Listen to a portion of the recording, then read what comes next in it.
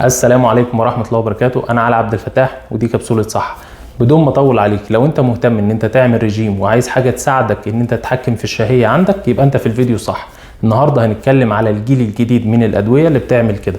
بس تنبيه مهم قبل ما نبدأ الفيديو، أنا مجرد هنا بوضح لك الجرعات بتاعة الدواء إزاي تقدر تحسبها، بوضح لك طريقة الاستخدام، بوضح لك بعض الآثار الجانبية اللي ممكن تنتج عن الدواء ده، وفقط ما زاد عن ذلك فحضرتك الدواء ده بيوصف عن طريق الطبيب، وده كان للتنويه فقط. فيلا بينا على كبسولة صحة عشان نفهم كل الحاجات دي مع بعض. يلا بينا.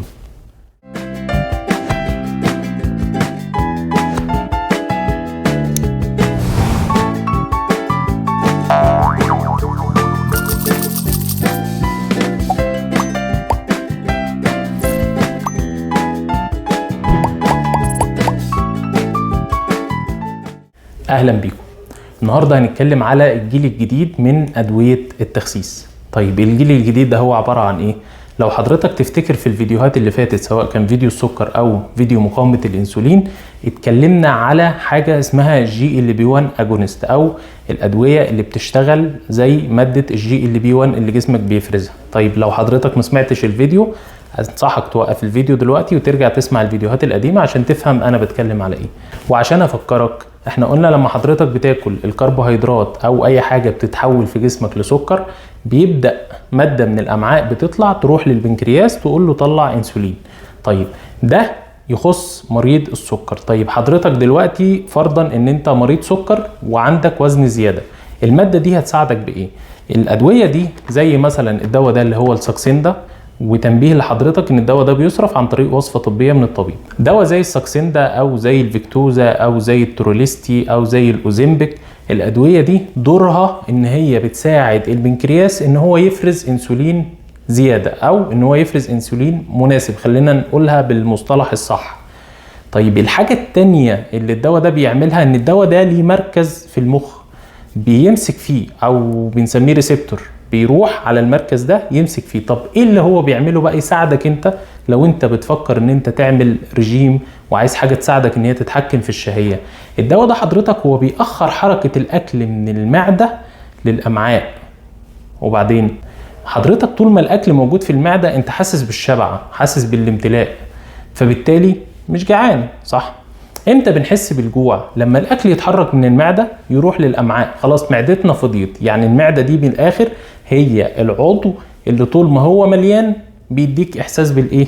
بالشبع.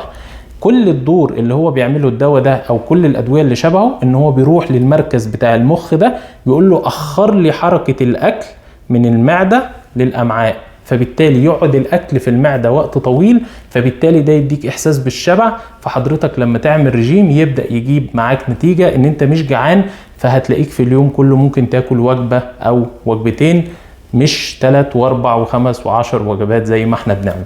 طيب ده الدور بتاعه للتخسيس. دوره للسكر احنا قلنا عليه ان هو بيساعد البنكرياس ان هو يفرز انسولين. طيب ده بقى ما كانش القصه بتاعتنا، احنا القصه بتاعتنا النهارده ان احنا هنختص الادويه دي اللي هي عيله الجلوتايد بمعنى اصح. في عندك حاجه اسمها الليراجلوتايد، في حاجه اسمها سيماجلوتايد، في حاجه اسمها دولاجلوتايد. بدون ما ادخلك في تفاصيل، احنا الدواء اللي معانا النهارده اللي هي الساكسيندا، ودي اللي واخده ترخيص من كل منظمات العالميه بتاعه الغذاء والدواء ان هي للتخسيس.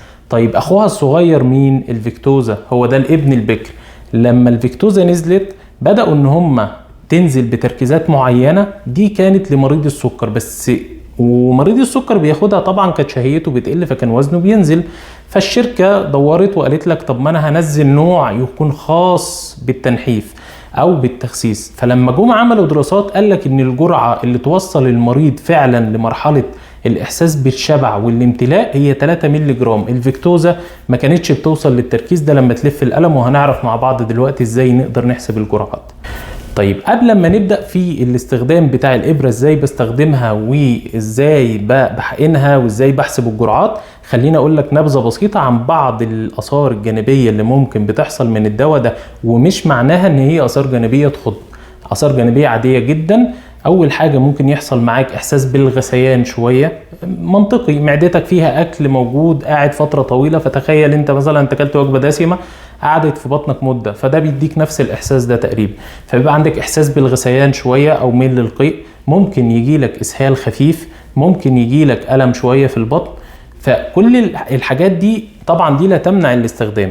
فعشان كده اللي بيحصل ان احنا بندرج الجرعات، يعني حضرتك بتبدأ بجرعة صغيرة وبعدين تبدأ تزيد في الجرعات لحد ما توصل للجرعة النهائية اللي هي 3 مللي جرام.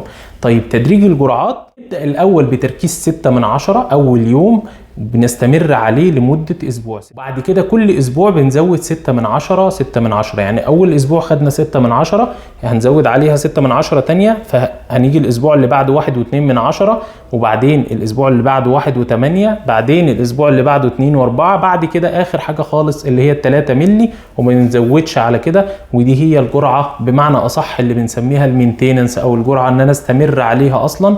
حضرتك بتبدأ إن أنت تفضل تستخدمها لحد ما توصل للتارجت بتاعك. طيب استخدم الدواء ده لحد قد ايه؟ ما حددوش مده، بس خليني اقول لك اللي الكتب بتقوله ان السمنه اصلا هو مرض مزمن، يعني بمعنى ان هو طول ما حضرتك موجود وهتاكل نفس الاكل هيرجع معاك السمنه مره تانية. طيب خليني اوضح لك نقطه مهمه جدا. احنا دلوقتي قلنا الدواء ده كله دور ان هو بيعمل ايه؟ هو بيقلل الشهيه على الاكل، لا بيحرق دهون بشكل مباشر ولا بيسرع عملية حرق زي ما الكلام بيتقال ولا كل الحاجات دي، هو مجرد بيتحكم في الشهية. طب انا قلت لك الكلام ده عشان احبطك مثلا؟ اكيد لا، انا قلت لحضرتك الكلام ده عشان انبهك للحتة دي. بعض الناس بيجي ياخد القلم بتاع الساكسين ده ويبدأ ان هو يستخدمها وياكل ملذ وطاب، وبعد كده يرجع لك بعد 3 شهور يقول لك انا ما نحفتش حاجة، ما خسيتش حاجة. لا حضرتك للأسف انت فهمت المعلومة غلط. الإبرة دي مجرد بتساعدك ان هي بتقلل الشهية بتاعتك على الأكل، فحضرتك تبدأ ان انت تاكل أكل قليل، وبعد كده الأكل القليل ده لازم تنتقل الأنواع اللي انت هتاخدها.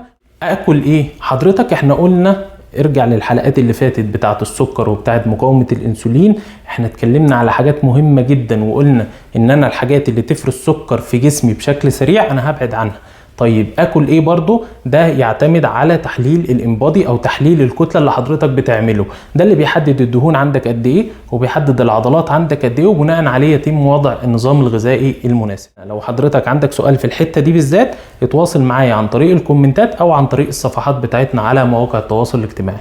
هنرجع بقى اوريك طريقه استخدام الساكسين ده، ازاي احسب الجرعات، ازاي احقن الساكسين ده، ازاي افرغ الهواء اللي موجود في سن الابره. قلت لحضرتك في الفيديو قبل كده احنا عندنا ده العداد اللي بنحسب بيه الجرعات، ده الزرار اللي انا بضغطه لما باجي احقن، وده القلم بفك الغطا بتاعه، الدايره اللي فيها بركب فيها الابره.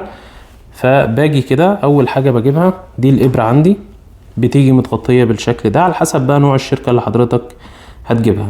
بنفتح الغطا بالشكل ده كده، خلاص انا فتحت الغطا، هشوف هنا جوه هلاقي في ابره موجوده، هبدا ان انا ادخلها في القلم بالشكل ده وابدا ان انا الفها لحد ما تقف معايا كده. خلاص الابره راكبه في القلم، وطبعا الابره ليها غطا من هنا.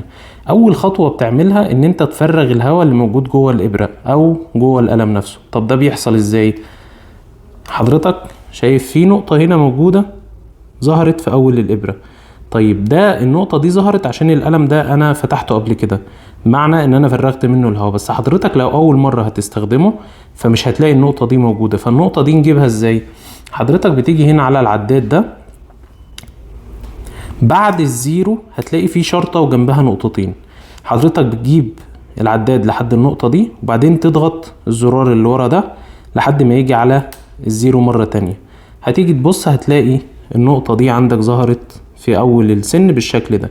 طيب لو فرضا ان انا عملتها وانتظرت شوية وبعدين ما ظهرتش النقطة دي، اعيد المحاولة مرة تانية ان انا اعمل نفس الحركة برضو، اجيب العداد على اللي هي النقطتين دي وبعدين اضغط كليك هنا ورا ويرجع على الزيرو. دي كانت اول حاجة لازم نعرفها. طيب الحاجة التانية بعد ما عملت كده انا برجع السن بالشكل ده، بس انتبه عشان ما يعورنيش. خلاص وكده القلم جاهز عندي ان انا ابدأ احقن بيه. باجي بعد كده اشوف المكان اللي انا هحقن فيه، والاماكن اللي احنا هنحقن فيها يا اما في البطن يا اما في الارجل يا اما في الدراعات، وان كنت افضل البطن شوية. طيب الحقن في البطن بيتم ازاي؟ ان انا بحسب من بعد السرة، بحط ايدي كده احسب 3 او احط ايدي 3 صوابع جنب الايه، جنب السرة، وبعدين ابدا ان انا احقن. طيب طريقه الحقن ازاي؟ اول حاجه بيبقى عندك مسحه كحول بتنظف فيها المكان اللي انت هتحقن فيه. لو اعتبرنا ان الكوره دي هي جزء من الجلد عندي او الجزء اللي انا هحقن فيه، فببدا ان انا اعقمها بشكل دائري بالشكل ده بمسحه الكحول، واستنى شويه لحد ما الكحول يطير، بكون ظبطت الجرعه بتاعتي. زي ما قلت لحضرتك احنا بنبدا اول اسبوع بناخد كل يوم 6 من 10 مللي، اللي هي دي 6 من 10، فكده انا الجرعه بتاعه اليوم جاهزه عندي. ببدا ان انا اشيل الغطا بالشكل ده وابدا ان انا احقن. طيب ده اول اسبوع اخدت 6 من 10 كل يوم، تاني اسبوع 1 و2 من 10، تالت اسبوع 1 و8 من 10، وهكذا بقى لحد خامس اسبوع بوصل ل3 مللي، ودي الجرعه اللي بستمر عليها وافضل ماشي عليها على طول. طيب هنجرب دلوقتي هنحقن 6 من 10. طيب الحقن بيتم ازاي؟ الحقن بيتم بشكل عمودي، بمعنى ان انا بكون واقف ماسك القلم بالشكل ده وزاويه 90 درجه. ما ينفعش ان انا احقن خلينا نعتبر ان الكوره هي الجلد، الحقن شكل عمودي كده، يعني القلم دخل بشكل عمودي جوه الجلد. ما ينفعش ان انا مثلا احقن كده او احقن بزاويه دي مثلا، ده كده غلط. الحقن بيكون بشكل عمودي بالشكل ده. بعد ما اتاكد ان القلم دخل جوه او السن دخل جوه الجلد، ببدا ان انا اضغط على الزرار اللي هو اللي ورا ده لحد ما اجيب العداد تاني عند الزيرو بالشكل ده. خلاص كده الجرعه اتحقنت عندي جوه الجلد. بعد ما احقنها بعد لحد 5، 1 2 3 4 5، وبعدين ابدا ان انا اشيل السن بنفس الزاويه اللي انا دخلته بيها. يعني مدخله زاويه 90 بسحبه بنفس الزاويه عشان ما تعورش. ما ينفعش مثلا السن يكون كده وبعدين انا اقوم سحبه كده او سحبه كده، فده طبعا شكل خاطئ وممكن يعرض الشخص ان هو يتعور. بعد ما احقن بقفل، بعد ما احقن خلاص بقفل السن تاني عشان اتخلص من الابره، وبرجع الغطا تاني بالشكل ده، وابدا ان انا افك السن واتخلص منه. وتنبيه مهم، السن الواحد للحقنه الواحده، ما ينفعش ان انا استخدم السن في اكتر من حقنه. كده احنا خلصنا كل ما يخص طرق الحقن، وخلصنا حساب الجرعات احسبها ازاي. في كام حاجه مهمه محتاج اقولهم لحضرتك. مين اللي ما يستخدمش الساكسندا؟ الست الحامل ما تستخدمش الساكسندا، الست المرضعه ما تستخدمش الساكسندا، الشخص اللي عنده اورام لا قدر الله ما يستخدمش الساكسندا، سواء كانت الاورام دي في الغده الدرقيه او في الجهاز الهضمي ما ينفعش يستخدم الساكسندا.